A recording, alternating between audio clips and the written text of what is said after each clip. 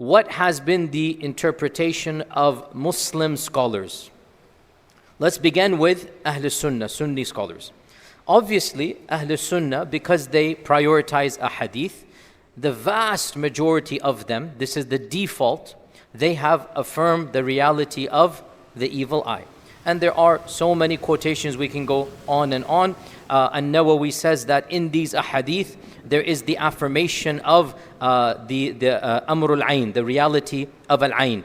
وَأَنَّهَا قَوِيَّةُ الضَّرَرِ, and that it is powerful in its harm. Its harm is very powerful. So An-Nawawi is a mainstream scholar, he's saying this. And you have Ibn Hajar al-Asqalani in his commentary, also similar. And Ibn al-Qayyim has an entire section in his book Ad-Da' wa Dawa. He has an entire section about the dangers of Al-Ayn and the reality of Al-Ayn. And he says that Al-Ayn is like an arrow that comes from the soul of the one who has jealousy, and it targets the one that is the object of jealousy.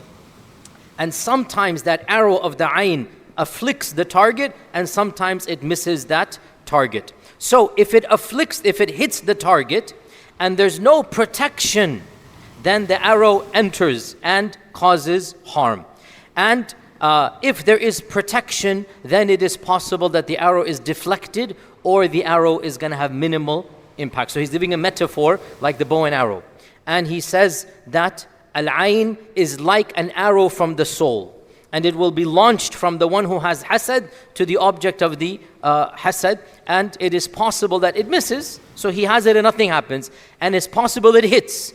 And if it hits, the man can have piety, so by protection he means dhikr of Allah and piety, and it can completely deflect or it can be minimized. So this is something that hardly any mainstream scholar, basically within Sunnism, by and large, you have the default understanding that Ayn is a reality.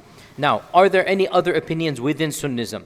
I've tried to find alternatives, and the only alternatives that I found within Sunnism are people that either interpreted Al-Ayn to be nothing but jealousy, or they said that they attempted to minimize the reality of Al-Ayn without denying it.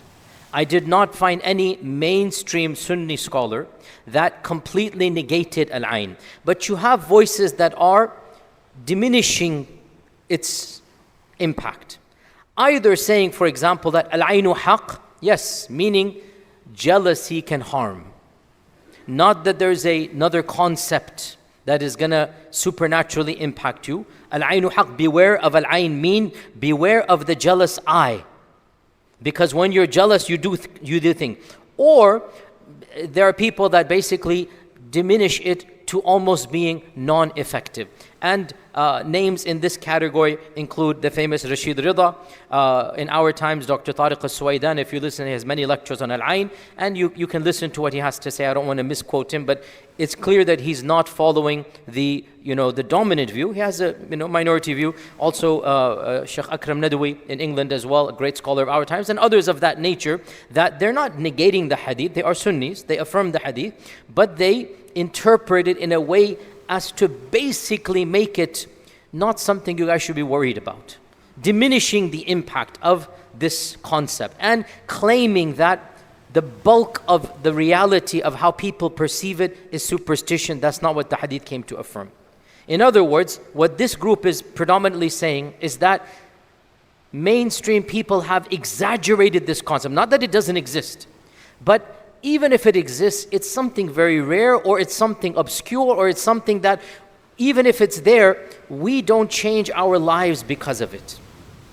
And all of them, this category, are critical of how easily people blame their problems on Al-Ayn.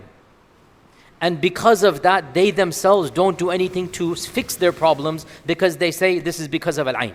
So they're frustrated, this group, they're frustrated at what they believe to be a quick psychological fix that is actually damaging. Okay? So this is a group of scholars that they accept the hadith. They're not saying the hadith is not authentic because it's Bukhari and Muslim. I mean, if you're Sunni, then basically you have a big issue if you say it's not authentic. But they are interpreting it in ways that would diminish its impact in the modern world. So this is within mainstream Sunnism. Of course, as for outside of Sunnism, I found it very interesting. You actually have different views. So some non-Sunnis, especially some of the Mu'tazila, and of course the Mu'tazila are a group that they have a higher bar of accepting hadith. They don't accept a hadith except with a number of criterion, mutawatir, something of this nature. So a number of the Mu'tazila, Al-Jubba'i, Al-Sharif, Abu Hashim, Abu Al-Qasim Al-Balkhi, these are icons of the Mu'tazili creed. They basically said there's no such thing as Al-Ain because we don't think these ahadith are authentic. We don't believe the Prophet said this. So they rejected that notion of Al-Ain. And of course in our times as well you have that type of thought. And again, guys, I'm being factual here. I want to educate you. When I quote names, it's not an endorsement, obviously, right? The point of education, you should be aware. And I have a different philosophy. I don't want to censor other ideas from you. You just do a simple Google or YouTube, all the ideas are going to come up. I don't believe in censorship. In our time and age, it doesn't make any sense. So when I quote you, it's not an endorsement. You should be aware. And we should be brave enough to discuss who says what's wrong with that. And okay, let's see what other scholars said, what other intellectuals said. We can disagree, and then we also have to discuss what is the verdict of disagreeing. We'll get there. So another famous thinker of our times, many of the Arabs know him, Dr. Adnan Ibrahim.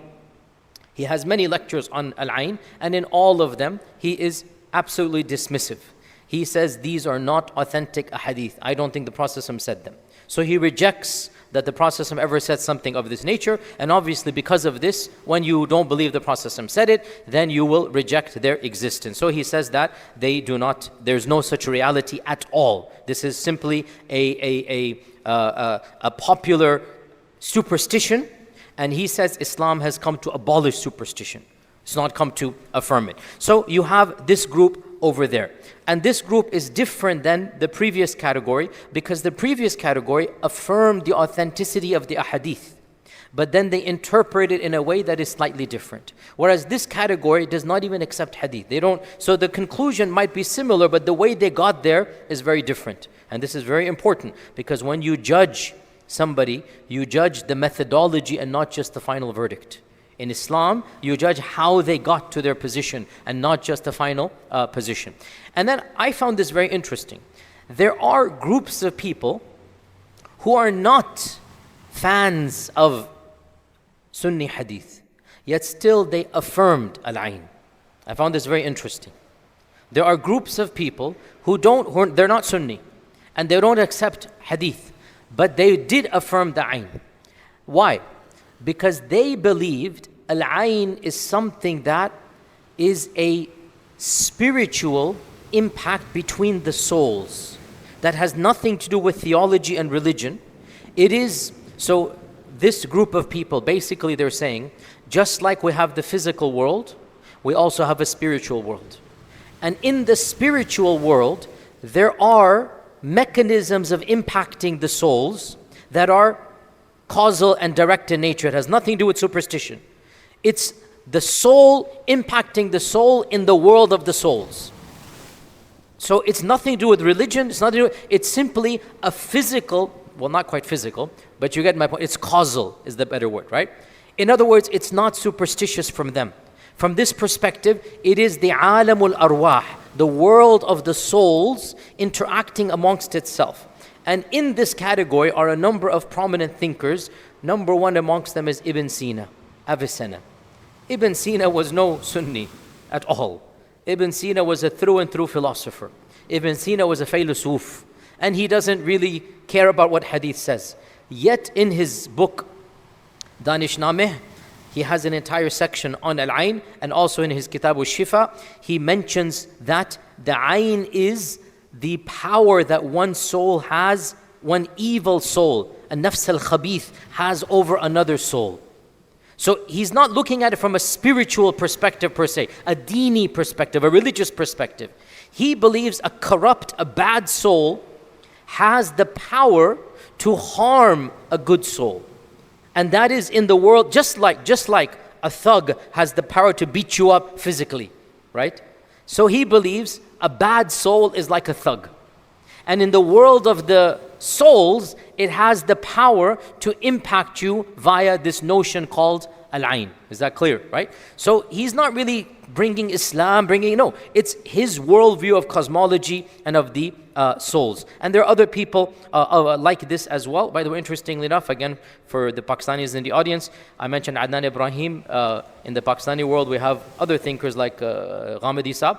And again, I'm respectful here. I'm mentioning their names with respect. I have no agenda here. You should be aware. It is what it is. And Ustad Ghamidi, Dr. Ghamidi, he also has a similar view, believe it or not, in which he believes that the ayn is not a religious concept, but it is true from the spiritual concept. Just like Ibn Sina, exact same thing.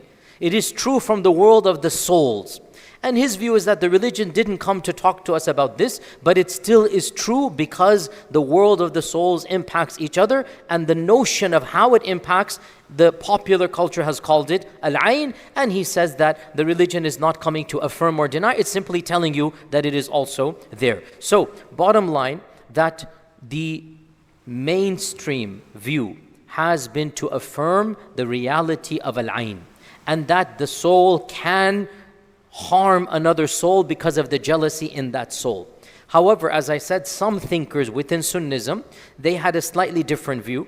And in my analysis, Wallahu ta'ala alam, those thinkers within Sunnism, and of course you must know this, I have these are all my friends and colleagues, Dr. Tariq Suwaidan, Sheikh Akram Nadwi. I was just with the both of them recently, last month, both of them, and I respect and admire them. They are friends and colleagues. I shouldn't even say colleagues, they are mentors of mine. I look up to them.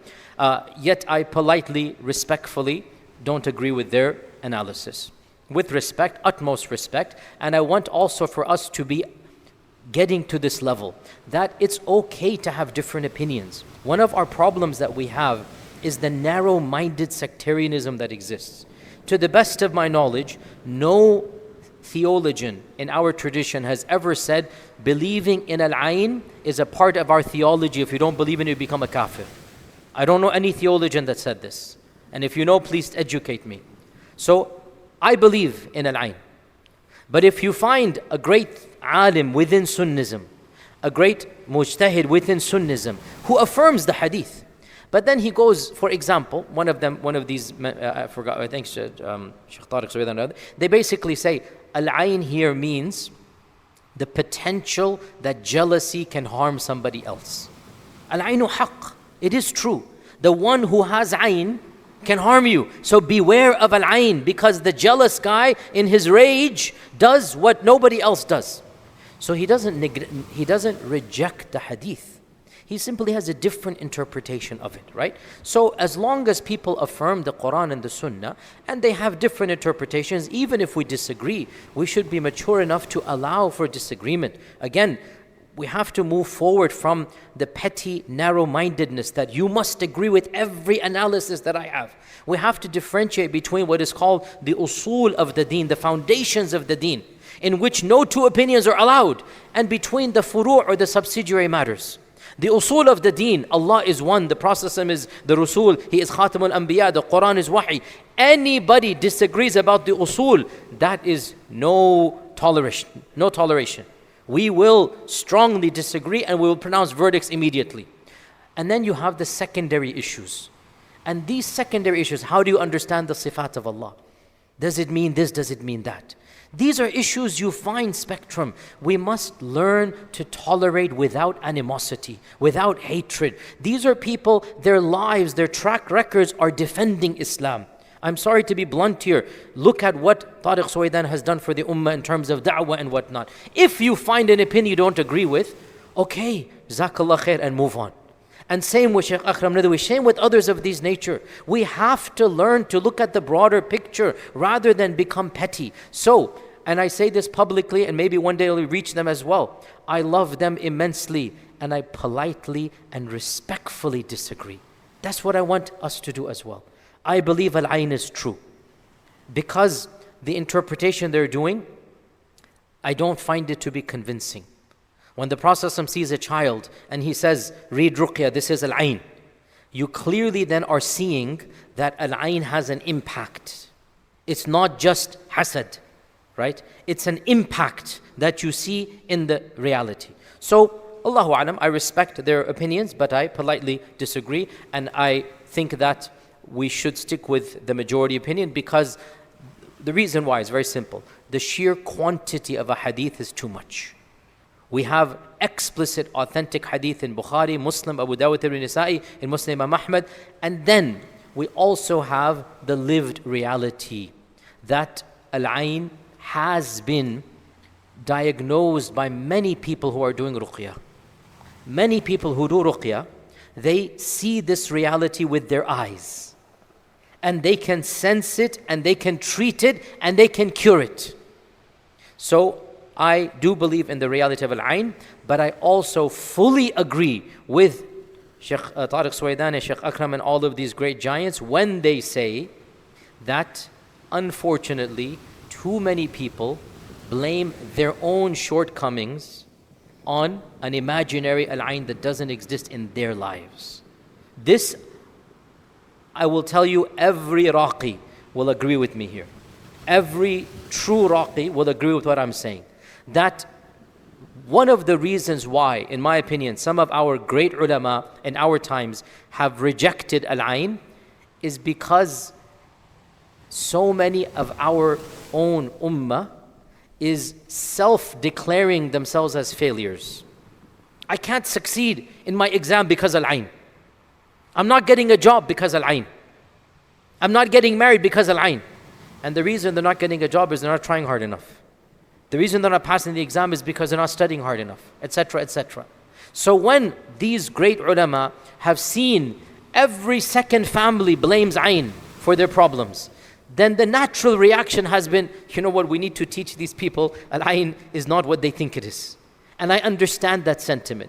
But there is a middle path, and that middle path is to literally do what I'm doing right now, which is to say they are correct in claiming we have an endemic problem of blaming everything on al-ayn.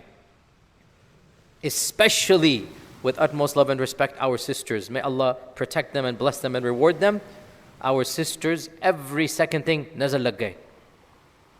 Nazar lag gaye. This is al-ayn. And we have to explain to them, no, 99% of the time has nothing to do with anything supernatural. You know, the food came out bad because you didn't cook it properly. You know, koi nazar nahi lage, nothing happened there. You know what I'm saying? You didn't add enough salt or whatever. It is what it is. You just blame everything on al-ayn. Understandably, it will generate a reaction from the clergy class. For some of them, like, guys, stop this. It's foolish. So we have to then be very careful in this regard that we don't read in too much in this reality. Now, there's one other question before we move on. And inshallah, we will have a part 3. This is a very deep topic, so we're not going to finish today. It's a lot of topics today. And that is, one of these thinkers said something that I'm going to ask you. One of these thinkers who wants to diminish al-ayn, and again, I respect them immensely. I respect them. One of them said, one of the proofs that there's no such thing as al-ayn is the fact that rich and powerful people, if al-ayn were true, all you needed to do, if a politician is elected and the other party doesn't want him to be elected, all they need to do is to get all of the people together and stare at that politician with al-ayn. Or the cricket team, let's just say, okay? The basketball team, the football team. You don't want the other team to win? Khalas, hire some evil people and say, khalas, give them baddua, nazar, give them al-ayn. And that doesn't happen. It does not happen in the real world. Politicians are elected even though people hate them, right? Things happen, cricket matches, whatever happen. It's tangibly, observably, demonstrably shown that al-ayn is not as, pernicious, as everywhere as people want to make it out to be. And so they say this shows it doesn't exist. And the response, so then the question they say is, clearly, when this doesn't happen, this is a negation of the existence of al-ayn. What would you say to this? How would you reply to them? Okay, so one interpretation Ustad gives here is that this comes from ajab, which is astonishment. And astonishment typically is not going to be found in somebody that is wanting to dispel a politician or get rid of a politician. So like in Yusuf alayhi salam's case, the astonishment would come when he's going to Egypt in a different land and not when he's in his own land here. This is one interpretation, but it doesn't explain the hasad though. How about the other issue of hasad? Because what if you say, how about the hasad, getting the politician out of hasad? So hasad is the grudge of you not having what the person has. This is a key point here. And generally speaking, listen to me carefully, we do not have hasad for people that are not directly related to us. We might want what they want in a generic way, but we don't have overpowering hasad for them. That's very difficult to have. Let me give you a simple example. What's the billionaire, what's his name? Bill Gates, whatever, okay? Yani, all of us would love to have Bill Gates' money. But frankly, none of us here has hasad for Bill Gates. Our hearts are not burning with jealousy. We're going to sleep. Wow, why is he getting the... No, it doesn't work that way. Because hasad typically only comes, and it is so strange, but it only comes against people that you are very closely associated with. And sadly, wallahi, it's so sad. The hasad is for something utterly trivial, not Bill Gates' wealth. No, cut off 10 zeros, and if your cousin gets a fraction more than you, hasad will come there. Your brother, your uncle gets a little bit, that's where hasad will come. Right? SubhanAllah, this is how shaitan works here. So I don't agree with this hypothetical scenario that how come ayn doesn't happen for a president, for a basketball team. It doesn't work that way. You don't have ayn for people that you're not interacting with. Ayn is coming from, we're going to come to this point here, ayn is coming from primarily hasad and secondarily from ujub or from astonishment, ta'ajjub, you're astonished at that. Primarily it is coming from hasad. And hasad, what is hasad? It is an overpowering envy. It is an envy that overtakes the heart. It is an envy that you're going to sleep at night and you are burning inside. How come, she is so beautiful? How come he is so wealthy? By the way, in women, hasad is primarily for beauty or healthy marriages, and in men, primarily hasad is for fame and wealth. Okay? Understand, Allah created us differently. In women, hasad is primarily directed to two things: good marriage and beauty. And in men, primarily hasad is directed towards two things: wealth and fame. Okay? And this is why the people who do ruqya will tell you, and even sihr, and we're going to come to this next week. I'm tantalizing you. Next week we'll discuss the difference between ruqya and between ayn and sihr. This is not this week. Most of sihr and most of ayn, it comes in these four scenarios that I just mentioned: beauty, good marriage, wealth, and fame. Most of it, because this is where it is coming from. That how come he has a good car? How come he has a good house? Or how come, she has this successful, this and that? That hasad will lead to al-ayn. So I don't agree with this hypothetical situation at all. Jayyid. Next point, our final point today. Let's do the Q&A to the end. Our final point for today, and then we'll continue next week. This is a very, very difficult question, guys. I have thought about this question literally for more than a decade. I don't have a solid answer, I'm telling you from now. I have asked more than 6 or 7 specialists, and each one of them gives me a slightly different answer. So the question is as follows. Listen to this. This is research I'm doing, and if you have quotations from scholars or if you have an answer, teach it to me, and I will happily mention it next week and ascribe it to you. The question is as follows.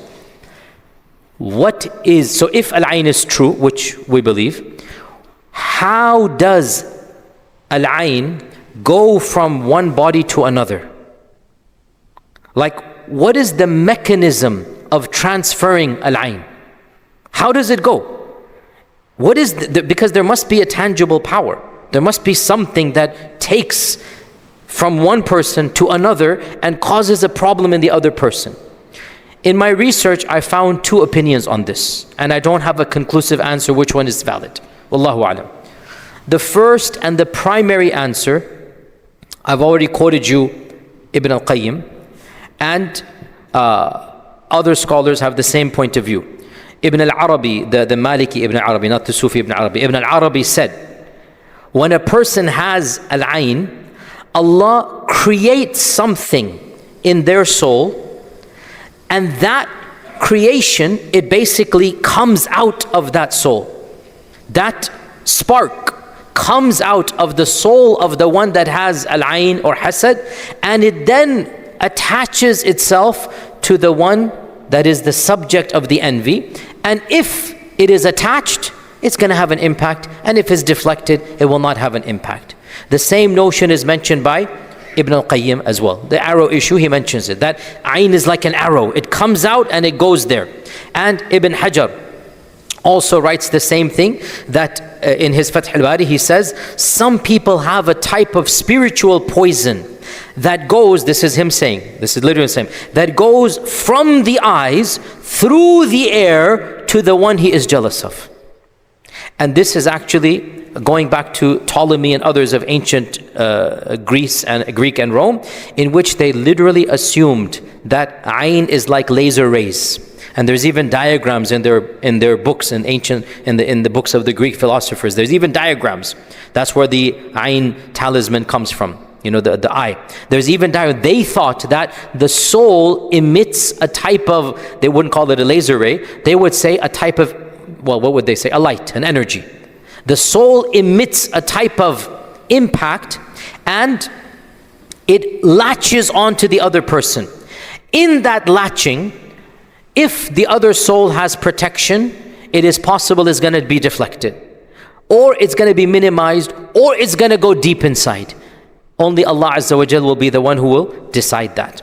And Ibn al-Qayyim also says the same thing, that the evil eye harms by the effects of the nafs al-khabitha. Okay, this is one opinion.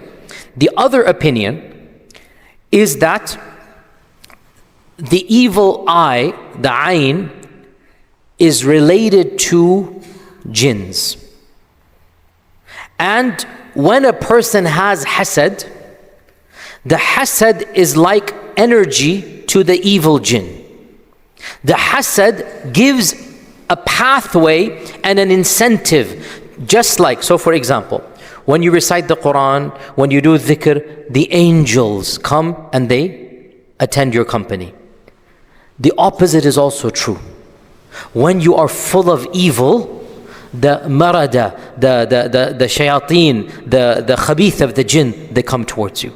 Right? So when your soul becomes evil, the shayateen will come towards you. Just like when the soul becomes pure, the angels come. So the second opinion is that when the hasad overpowers you, you are becoming a magnet for who? For the evil jinn. And that fuels the evil jinn, energizes them. It's like a battery. It energizes them to then latch on to that person. And so, according to this opinion, al-ayn is the fuel that your hasad or your ujub, we're going to talk about hasad and ujub next week. Al-ayn is the fuel that the jinni gets, the evil jinni gets, in order to then affect your life. And so that jinn then has an incentive and is empowered by you to then go and harm the other person's life. And between these two opinions, personally, I'm very sympathetic to the second one. I don't see any evidence that the soul has some power in and of itself to harm another soul. I don't see any evidence in the Quran and Sunnah that the soul has some type of light rays or laser beams that can harm the other soul. What it makes sense to me, and it's just an opinion, guys, what it makes sense to me, which makes complete sense in my opinion, that this is the marada or the evil jinnis. As you're aware, we talked about jinns many times. As you're aware, jinns are everywhere. And the evil jinns are everywhere. And when you do evil, in places of evil, the evil jinn come. Where there's gambling, where there's alcohol, where there's fahisha, the evil jinn come. We know this. The shayateen, the angels go away. Similarly, where a person's soul becomes corrupt, a person's soul is full of kibr and of hasad, it's gonna attract the evil jinn. And the evil jinn are looking for an excuse to enter our world. So this person's hasad allows them to make that transition, and they then attach and latch on to the other person. And wallahu alam, I find that to be very sensible, but in the end of the day is just an opinion. And one of my teachers, Shaykh Adiyah Salim, he writes that all of these opinions are from ijtihad, and all of them have points of merit and points of criticism, and Allah did not ask us to know how al-ayn works. And I also agree with this. Final point, and then we'll conclude for today and then come back next week. Next week we will discuss the difference between ayn and sihr, the two categories of ayn, the jealousy and the ujub ayn, and then the symptoms of ayn. Very important topic. And then how to protect yourself from ayn. We'll try to do all of that. If not, we'll do another week after that. Final point here. Some scholars have mentioned that al-ayn can also come from the jinn to humans, and maybe even from the animals to humans.